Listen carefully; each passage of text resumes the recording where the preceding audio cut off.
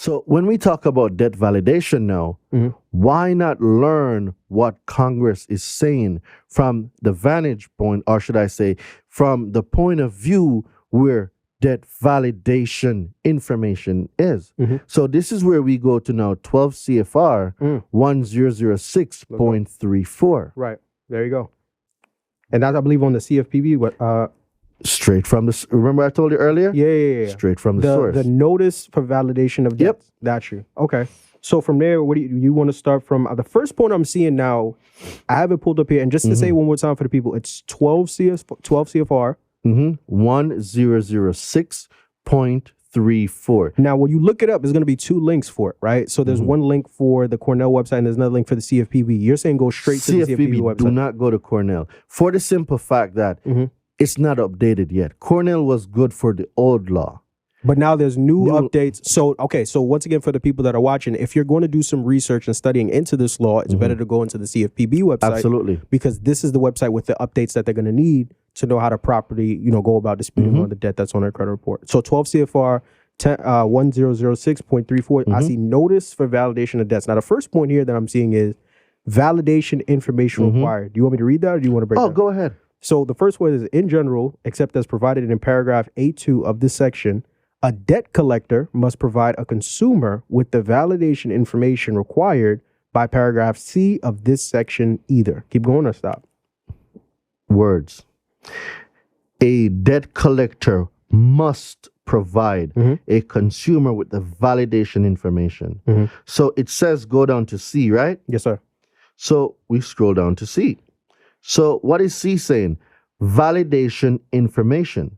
So when you scroll down to C, C is saying validation information. Right. Pursuant to paragraph A1 of this section, a debt collector must provide the following validation information. 1, the debt collector communication disclosure. So when you send out a debt validation notice to them, they must include in that correspondence a debt collector communication disclosure. So now, slow that down now. What exactly, because we want to make sure we want to make this so easy a fifth grader can understand it. What exactly is a debt collector communication disclosure? Break that down for us. All right. So the great thing I like about this law and on the CFPB website is I don't have to assume what the interpretation is.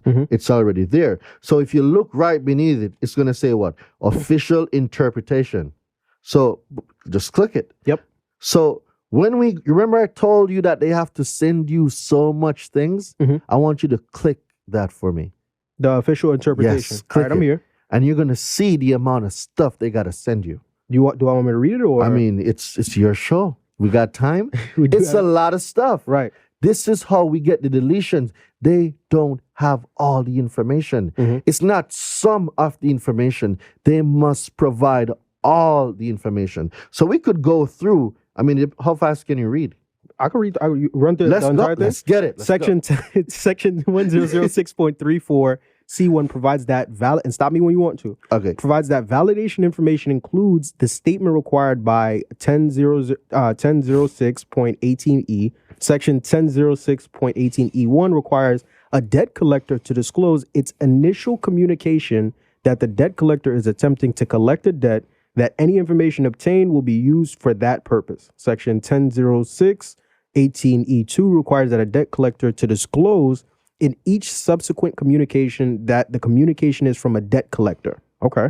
A debt collector who provides a validation notice as described in 100634 A1IA complies with 100634 C1 by providing on the validation notice the disclosure required by 1006.18E1. A debt collector who provides a validation notice as described in 100634 A1IB complies with 100634 C1 by providing either the disclosure required by 1006.18E1 or the disclosure required by 1006.18E2. The following example is so you can stop now, right? Talk to me. No, do the example and then we're going to stop. Do the example. I think that's important. Do the example. ABC debt collector, and this is the example, has an initial communication with the consumer by telephone. Within 5 days of that initial communication, ABC debt collector sends the consumer a validation notice using model form B1 in Appendix B to this part.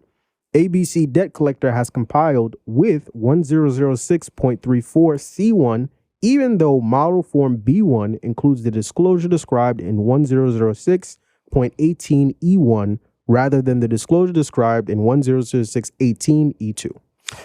Why did I make you read all of that stuff that sounded like Spanish to a lot of people? So that we can understand what's supposed to be disclosed to us. So that's my point. See, they are not taking the time out to learn the stuff. Debt collectors I'm talking about. Right? So there's a form in Appendix B that must be filled out and sent in addition to everything that they send, all the subsequent disclosures, everything that they said are ways that they use to communicate to the consumer must be listed. So if I do a validation of debt, right? And then I, the debt collector, send you a bill based on what you just read. Is that a debt validation response? Doesn't sound like it. But how many people receive a bill, a statement, a screenshot of an account, and then they're saying it's validated, and then they give up? They're just missing the information. Do you comprehend? And we just touched one section. Oh yeah, we're gonna get into it. We didn't go and everything there. Like, so if information is missing where the consumers are concerned, do you see how these companies use ignorance to do unfair debt collection practices? So, on previous interviews, I've looked at some of the comments and I see a lot of people saying a lot of stuff. And even though there's some negative comments there, my thing is this. Well, if you're going to do a negative comment, why don't you come on here and teach the people what you know? So what am I getting at? We need to be sharing and teaching the information. Marvin, there's no way I can teach and serve everybody. It's not possible. You cannot do it. I'm trying to. But there's no way you'll be able to do it.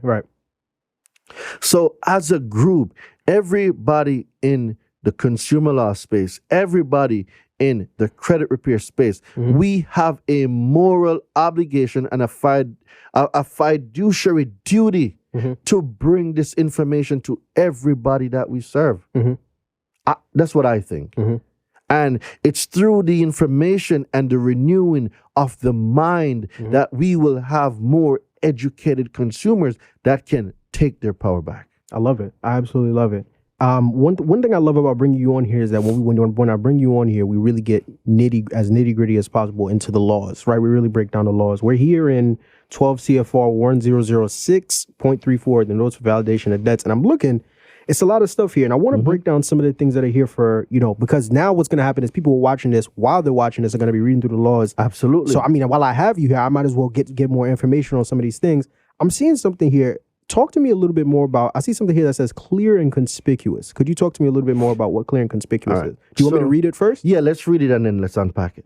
So clear and conspicuous, this is 100634. This is under B, definitions, right? Number one, clear and conspicuous. So for clear and conspicuous, it says means readily understandable. So in the case of written and electronic disclosures, the location and type size also must be readily noticeable and legible to consumers. Although no minimum type size is mandated, in the case of oral disclosures, the disclosures also must be given at a volume and speed sufficient for the consumer to hear and comprehend them. Do you want me to read initial communication? Oh no, we'll get to that after. But clear and conspicuous, that's it. So no hidden messages. If the message or the communication is beyond the consumer's comprehension, you did not suffice the section of clear and conspicuous. Have you ever been to an auction? No, I haven't. Have you ever heard how they speak though? 25, 50, 55, that is not clear and conspicuous. Right. The information must be at a level. It didn't say it, but you need a fifth grader to be able to understand it. Okay. So if the writing is so fine that I have to get a microscope to read it, that is not clear and conspicuous. So even though it didn't say that there's a specific font that must be used, if it's not clear and conspicuous to me, it's not clear and conspicuous. What does that mean? they didn't do what they're supposed to do under the law. It's all about the way you think. Oh, I couldn't read it. Well, that means it wasn't clear and conspicuous. It's in violation. Go make your case. Right. So when we think a lot of things are working against us, they're actually working for us. We just are not thinking in the capacity to have it work for us. Boom. There you go. Okay. So this is another great reference too. So now, I mean, once again, we here. I want to get into all these different things. Now, this next point that I wanted to touch on is actually very interesting because you from New York, I'm from New York.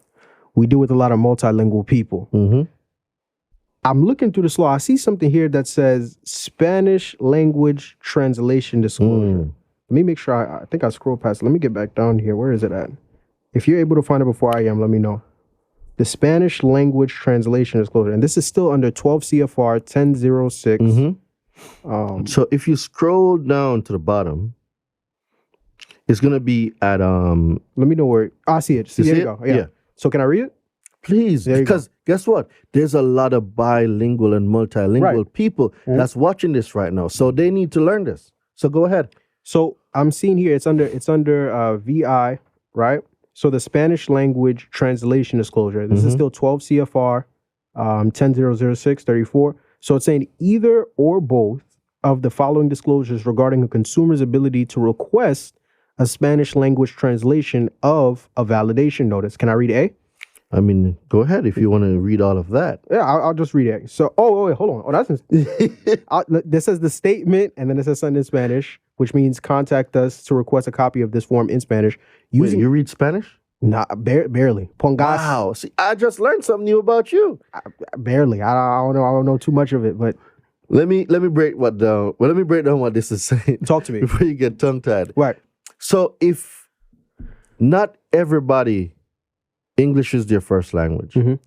I know a lot of Spanish-speaking people that speak more Spanish than English. So their comprehension of English is 10%, but their comprehension in their own language is 100%. So if they request a validation, a debt validation, or a notice of validation of debt in Spanish, they must respond in Spanish, or in some case, they could do an English and Spanish, but they have to send the correspondence back in the language that the consumer can what? Remember what it says earlier about clear and conspicuous? Clear and conspicuous.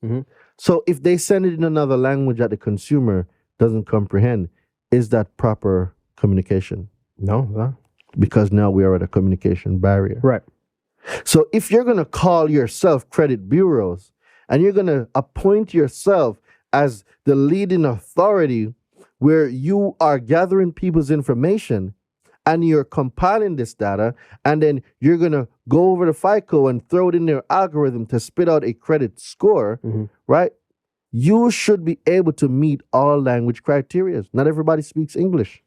And is this now? My question is: would this only apply for Spanish-speaking language, or could this also go for maybe somebody speaks Russian or somebody speaks in Creole? I'm not going to say yes because looking at the law, it only references Spanish right now.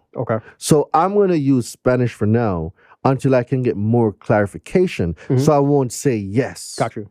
But I'm just going to stick with what's here because I don't want to speak on something I don't know.